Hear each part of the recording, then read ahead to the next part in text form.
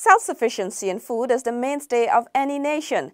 In Guyana, the main agricultural sector is based on the low-lying coastal plain, where more than 80% of the staples, meats and vegetables are produced. The ever-present threats of global warming and climate change has dictated that new approaches to agriculture be adopted to alleviate the likely long-term effects of this present and continuing phenomenon. Among the steps taken by government are the improvement of drainage and irrigation infrastructure on the coastline and shifting of agricultural production to the hinterland region.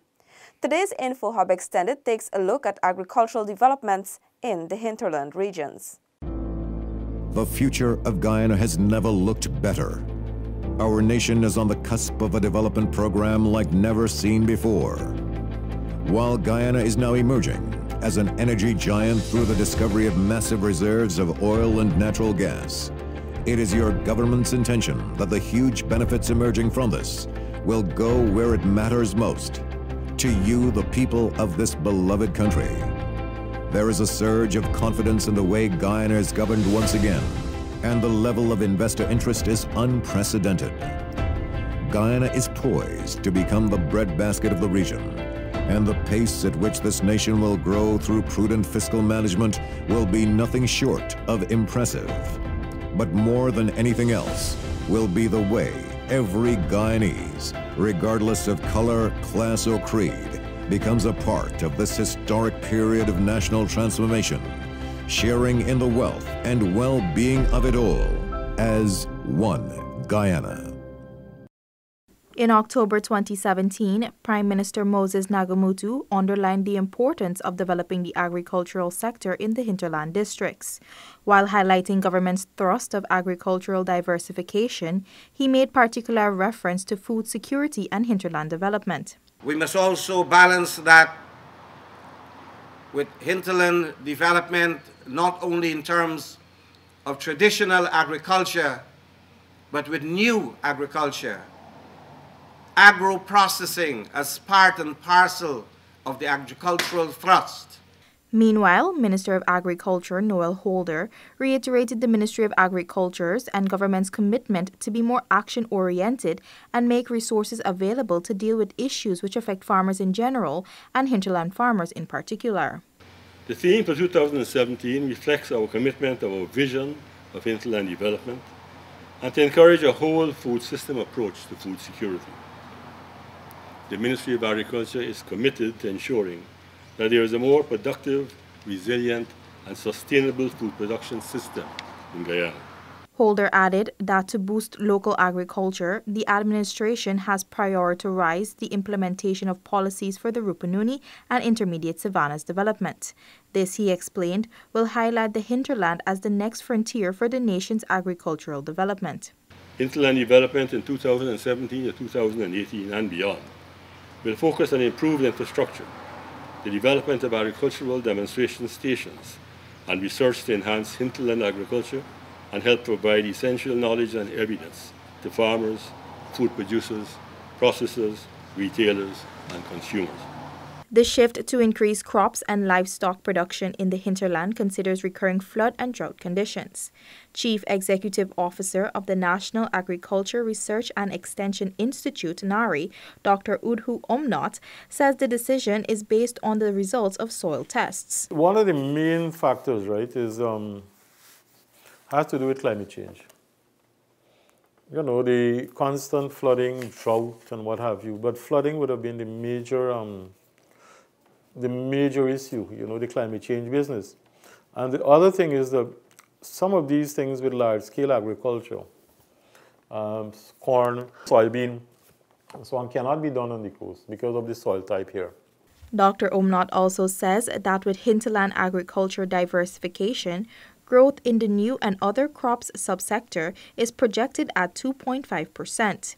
He says It is of vital importance to the economy from a food and nutrition security standpoint that variables be considered for sustainable agriculture in the hinterland. Last year, we would have established a 10-acre farm with, from hinterland side at Hasororo, at Ibini, and at K2. These farms, for example, the one at K2, again will be used to promoting, not only from food security standpoint, but some new crop types that we would want to introduce in those areas because of the nutritional value. For example, things like soursop, for example, can be used as in the school feeding program from juicing. In 2017, major agricultural works were to continue at some hinterland agricultural stations with crops such as watermelon, corn, tomato, turmeric, ginger, and a number of other crops are being grown. Dr. Umnot says other varieties were also being explored to push the diversification process. We have also, in addition to those, in diversification, we don't want to rely on a single variety. For example, in watermelons, for example, we are looking at some new varieties, 2 new varieties this year that we are starting on. We have some tomato varieties, some new tomato varieties that are specific. It's not the ones that are used for cooking purposes, not used in the normal cooking that people would use. We are looking at those that can be used for making paste. The CEO at NARI will continue its research work and promote agricultural expansion further inland by introducing mega farms and more diverse climate-resilient agricultural practices in the hinterland regions. The Black Giant Poultry Project, which commenced on February 1, 2017, with the handing over of 100 Black Giant chickens with the startup feed and other supplies to Madia Secondary School in Region 8, has grown. The Black Giant project that was mentioned would have started in 2017, and at this point in time, I can tell you we really cannot keep up with the demand that we are getting for the Black Giant chickens, particularly in areas like regions 1, 7, 8, and 9. Cumberbatch explained that the dual-purpose poultry is suitable to the hinterland communities because of its grazing habits. He also says the poultry will provide a readily available and less costly source of protein to the districts which otherwise are dependent on imports from other regions. The bird is quite a phenomenal bird. It has the ability of giving you in excess of 200 eggs per year, and it also can produce about 4.5 kilograms of meat. And as such, because of its ability to graze, rather than the continuous utilization of commercial feeds, the demand for it, particularly as it relates to the hinterland communities, is quite great. The Black Giant poultry is a Creole breed. It is the largest of the dual-purpose chicken and is excellent for meat and egg production over a longer period. It can lay in excess of 200 eggs per year and produce about 4.5 kilograms of meat. The Guyana Livestock Development Authority has introduced apiculture in several hinterland communities as it continues to push hinterland agricultural development and self-sufficiency in apicultural products. Chief Executive Officer of GLDA, Nigel Cumberbatch, explains. Our program wants to introduce the rearing of bees in a number of hinterland communities, as well as the hinterland schools, so that when the children should have graduated from those schools, they can look at bees and the rearing of bees as an economic activity. Regions 1, 7, 8, and 9 will benefit from the Economic Initiative's introduction. So far, GLDA has released a colony of bees into a hive at Madia. Cumberbatch added that protective gear and other equipment have been distributed in some communities. We would have started in Madia Region 8. We would have done some training in St. Ignatius in region 9. And those are the two communities that we would have started with first in our quest to take the whole business of apiculture to the rural communities. According to Cumberbatch, Guyana imports an approximate 80,000 United States dollars worth of honey and other apicultural products annually. Piraro is one of 3 locations identified for the construction of a research station in Region 9. The projected location is located on NAPI's proposed land extension. At the stakeholders consultation held in April of this year at Lethem, Central Rupununi, civil engineer Raymond Lachman explained the requirements for the establishment of the station amidst concerns raised by some Tashaus.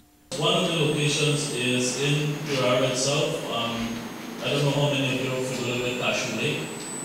That's the one I can give you a direct specific location on. The other 2 locations that we're looking at are foothills. One is at the western side of where the Napi River meets Piraro River. So that's the second location.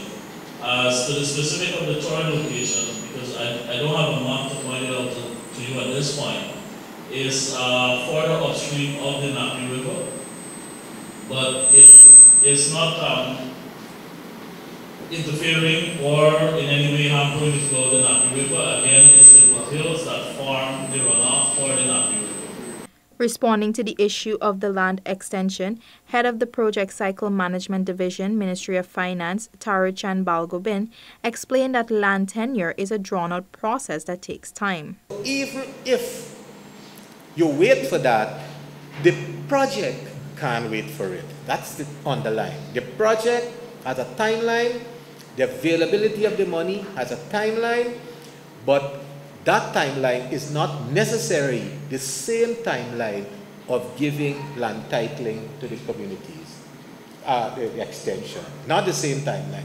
That timeline is a longer timeline, and this project cannot sit waiting on that to happen. At the conclusion of the deliberation, the parties decided that the Piraro location is best suited for the project. This means that the Ministry of Agriculture will be moving ahead with the design and construction of the research station. The project is a part of a US 15 million IDB loan, with the long-term objective being increased productivity in the agriculture sector while maintaining sustainable and climate-resilient use of Guyana's natural resources. Hinterland agriculture has been described as the next frontier in farming and will see new methods implemented as opposed to the traditional way. This is expected to encourage cultivation and assist in meeting the demands of the foreign market. You have been watching another edition of InfoHub Extended. Do join us again next time. Roundabouts. Approaching a roundabout. When you approach a roundabout, you must use your indicator if you intend to turn left or right or make a U-turn at the roundabout. You must give other road users sufficient notice of your intent to turn. Entering a roundabout. When entering a roundabout, you must slow or stop to give way to any vehicle already in the roundabout. You must also continue to use your indicators if you intend to turn left or right or make a U-turn. Turning left. When turning left, you must indicate left on approach and be travelling in the left-hand lane unless there are road markings with other instructions. Stay in the left lane and exit in the left lane. Turning right. When turning right, you must indicate right on approach and be travelling in the right-hand lane unless there are road markings with other instructions. Making a U-turn. When using a roundabout to make a U-turn, you must approach in the right lane and signal right.